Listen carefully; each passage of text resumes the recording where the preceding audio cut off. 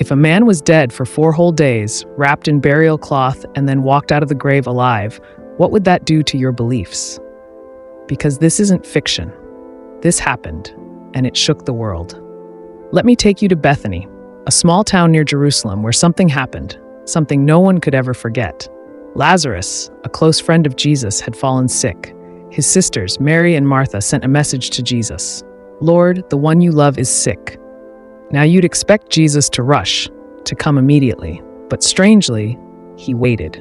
2 whole days. Why? Why would Jesus wait when someone he loved was dying? That's the first question that messes with our heads, and the answer reveals a deeper power. Because Jesus didn't just come to heal sickness, he came to defeat death itself. By the time Jesus reached Bethany, Lazarus had been dead for 4 days. Not a minute, 4 whole days. The body had started decaying. The tomb was sealed. Hope was buried with him. Martha ran to Jesus and said, "If you had been here, my brother would not have died." But Jesus looked at her and said something wild. "I am the resurrection and the life. Anyone who believes in me will live, even if they die." Now pause right there. He didn't say, "I bring resurrection." He said, "I am the resurrection." That's not comfort, that's power. Then, something happened that left everyone speechless. Jesus walked to the tomb. He told them to roll the stone away. Martha hesitated. "Lord, by this time there's a bad odor." But Jesus replied, "Did I not tell you if you believe, you will see the glory of God?" Then came the shout, "Laz, come out!" And out walked a man, wrapped in linen, fully alive. Not a ghost, not a dream. A man who was dead is walking. This was no small miracle. This was the moment death lost its grip. And here's what blows my mind. Jesus didn't just raise Lazarus for his sake. He did it for you. So that when life buries you in doubt, fear, pain, or loss, you'd remember, there's a God who speaks life where everyone else sees death. You see, Lazarus' resurrection was a preview, a trailer for a bigger victory, Jesus' own resurrection. But more than that, it was a message straight to your soul. You are not too far gone. Dead dreams, he can raise them. Dead faith, he can revive it. Dead hope, he can breathe it back. Lazarus' story isn't just history, it's prophecy. It's about what Jesus wants to do in your life. So I ask you, what part of your life is in the grave? What dream did you bury? What voice told you it's over? Because today, right now, Jesus still says the same words, "Come out."